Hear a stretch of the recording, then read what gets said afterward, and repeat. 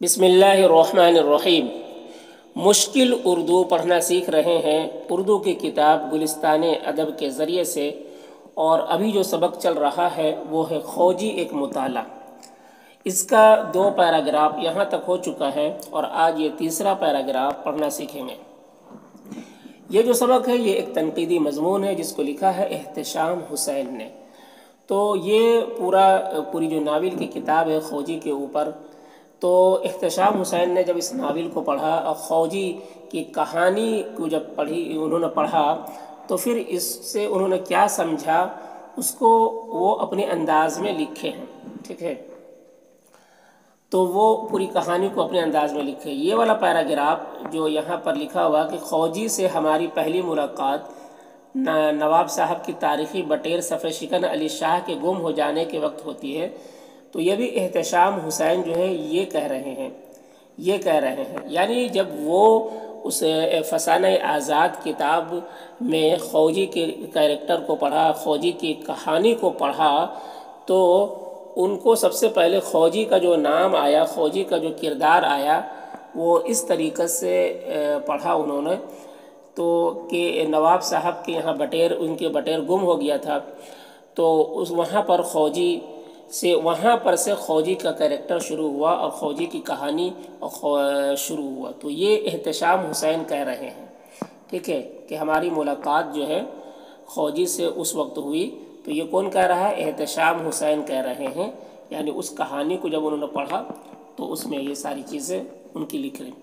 تو اب یہ کہہ رہے ہیں، احتشام حسین کہہ رہے ہیں اپنے کہ خوجی جو ہے اپنی عام گفتگو میں اپنا مذہب اور اپنی قومیت ہندوستانی ظاہر کرتا ہے۔ خوجی اپنی عام گفتگو، ایک عام ہوتا ہے، ایک خاص ہوتا ہے۔ عام یعنی بالکل عام، پبلکلی، ٹھیک ہے۔ گفتگو بات چیت کو کہتے ہیں۔ تو خوجی اپنی عام گفتگو میں، یعنی عام جو بات چیت ہے، جب یوں ہی بات چیت جو کرتا ہے اپنی عام گفتگو میں، اپنی عام بات چیت میں اپنا مذہب یعنی اپنا ریلیجن اور اپنی قومیت یعنی ذات، برادری، ہندوستانی ظاہر کرتا ہے، ٹھیک ہے۔ یعنی جب اس سے عام بات چیت میں باتوں میں جب اس سے کوئی مذہب کے بارے میں پوچھتا ہے کہ تمہارا مذہب کیا ہے، تم کون برادری سے ہو، تو وہ بار بار اپنے کو یہ نہیں کہتا کہ میں مسلمان ہوں یا میں انصاری ہوں، میں خان ہوں، یہ نہیں کہتا، بلکہ کہتا میں ہندوستانی ہوں، ٹھیک ہے۔ تو کیا کہتا اس وقت؟ میں ہندوستانی ہوں، تو اپنے کو اس وقت ہندوستانی ظاہر کرتا۔ تو خوجی اپنی عام گفتگو میں اپنا مذہب اور اپنی قومیت ہندوستانی ظاہر کرتا ہے، لیکن جب تہذیب کے امتحان کا وقت آتا ہے، تہذیب یعنی مہذب انسان کی بات آتی ہے، جب آراستگی کی بات آتی ہے، حسن خوبصورتی کی بات آتی ہے، ڈسپلن کی بات آتی ہے، تو وہ کیا کہتا ہے؟ لیکن جب تہذیب کے امتحان کا وقت آتا ہے تو وہ خالص مسلمان بن جاتا ہے۔ خالص یعنی پیور، وہ خالص مسلمان بن جاتا ہے۔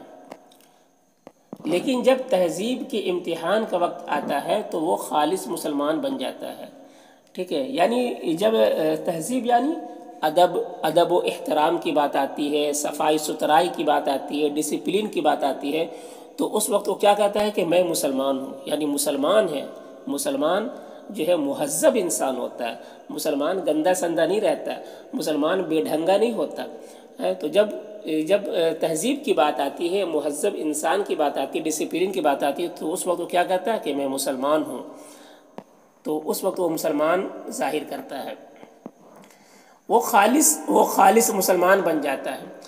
قدیم اور جدید میں اس کے انتخاب اور اجتناب کی حدیں واضح ہو جاتی ہیں۔ قدیم یعنی پرانا اور جدید یعنی نیا میں اس کے انتخاب مطلب سلیکشن، کسی چیز کو چننا، سلیکٹ کرنا، اور اجتناب مطلب کسی چیز سے بچنا، پرہیز کرنا، نفرت کرنا۔ اجتناب کی حدیں مطلب لکیر ایک ہو جاتی ہے، ایک حد ہو جاتا ہے، ایک سرحد ہو جاتا ہے، بارڈر۔ واضح یعنی ظاہر ہو جاتی ہے، صاف ہو جاتی ہے۔ تو کہہ رہے قدیم اور جدید میں اس کے انتخاب اور اجتناب کی حدیں واضح ہو جاتی ہیں۔ یہ کون کہہ رہے ہیں؟ احتشام حسین کہہ رہے ہیں۔ جب اس کہانی کو، کھوجی کی کہانی کو پڑھ رہے ہیں تو ان کو یہ پتہ چلا کہانی میں پڑھتے پڑھتے کہ قدیم اور جدید میں اس کے انتخاب اور اجتناب کی حدیں واضح ہو جاتی ہیں۔ مطلب کیا ہے؟ یعنی وہ پرانی چیزیں اور نئی چیزوں میں فرق کرتا ہے، ٹھیک ہے؟ یعنی پرانا زمانہ اور ایک نیا زمانہ کہتے ہیں نا، کہ پرانے زمانے کی یہ چیزیں ہیں، پرانے زمانے میں ایسا ہوتا تھا اور نئے دور میں ایسا ہو رہا ہے، تو اس چیز میں وہ کیا ہے، اس چیز میں فرق وہ کرتا ہے۔ قدیم اور جدید میں اس کے انتخاب اور اجتناب کی حدیں واضح ہو جاتی ہیں۔ یعنی پرانی چیزیں، ان کا کہنا ہے کہ پہلے کی جو چیزیں ہیں، پہلے کے جو رہن سہن ہے، پہلے کا جو ادب و احترام، یہ ساری چیزیں جو ہے اچھی ہوتی تھی، اور ابھی جو نیا فیشن کا جو دور آیا، ایسے بہت ساری چیز کمیاں آ گئی ہے، بہت ساری چیز مطلب الٹ پھیر، جس میں جو ہے بہت ساری چیزیں جو ہے مہذب اور انسانیت مٹتی جا رہی ہے، تو اس چیز میں وہ فرق کیا کرتا تھا۔ تو وہی بات کو اس انداز سے کہہ رہے ہیں احتشام حسین صاحب کہ قدیم اور جدید میں اس کے انتخاب اور اجتناب کی حدیں واضح ہو جاتی ہیں۔ وہ سڑک کے کنارے بیٹھے ہوئے کبابیے کے یہاں سے کباب خرید کر کھانے کو برا نہیں سمجھتا، کیونکہ ایسا ہوتا آیا ہے۔ وہ سڑک کے کنارے، سڑک یعنی روڈ کے کنارے بیٹھے ہوئے کبابیے، سڑک کے کنارے کبابیے کہتے ہیں کباب بنانے والا اور بیچنے والا، کبابیہ ہوتا ہے، اسی سے کبابیے یہ جمع ہے کبابیے۔ تو سڑک کے کنارے جو بیٹھ کر کباب بیچتا ہے، تو کہہ رہے کہ وہ سڑک کے کنارے بیٹھے ہوئے کبابیے کے یہاں سے کباب خرید کر کھانے کو برا نہیں سمجھتا، کیونکہ ایسا ہوتا آیا ہے، ٹھیک ہے؟ کیونکہ لوگ عام طور پر اس طریقے سے کرتے ہیں کہ اس سے لوگ کباب خریدتے ہیں، اور کوئی بھی ٹھیلا وغیرہ ہو، سامان ہو، تو اس سے لوگ خرید کر کھاتے ہیں، اور اس کو کوئی بھی برا نہیں سمجھتا ہے۔ تو کھوجی بھی جو ہے اس کو برا نہیں سمجھتا ہے، لیکن کہہ رہے لیکن ہوٹل میں جا کر کھانے کو وہ شرعاً ناجائز خیال کرتا ہے۔ لیکن ہوٹل میں جا کر کھانے کو وہ شرعاً یعنی شرعی اعتبار سے، یعنی دینی اعتبار سے، اسلامی اعتبار سے، شرعاً کہتے ہیں اسلامی قوانین، اسلامک ریلیشن، ٹھیک ہے، اسلامی قانون، تو وہ شرعاً یعنی اسلامی قانون کے اعتبار سے ناجائز خیال کرتا ہے۔ یعنی ہمارے مذہب میں، ہم مسلمانوں کے مذہب میں یہ چیز ناجائز ہے، یہ حرام ہے۔ کیوں ہے؟ تو کہہ رہے ہیں لیکن ہوٹل میں جا کر کھانے کو وہ شرعاً ناجائز خیال کرتا ہے، کیونکہ اسے یقین ہے کہ وہاں شراب ضرور پینا پڑتی ہے، کیونکہ اسے یقین ہے کہ وہاں شراب ضرور پینا پڑتی ہے، اور سور کے گوشت سے تو چھٹکارا ہی نہیں ہے نا۔ اب مسلمانوں کے مذہب میں شراب پینا حرام ہے، سور کے گوشت کھانا حرام ہے، اور ہوٹل میں یہ سب جو ہے ایک دم ضروری ہے، ہوتا ہی ہے، تو اس وجہ سے وہ ہوٹل میں جا کر کھانے کو وہ ناجائز قرار دیتا ہے کہ ہمارے مذہب میں یہ چیز جائز نہیں ہے۔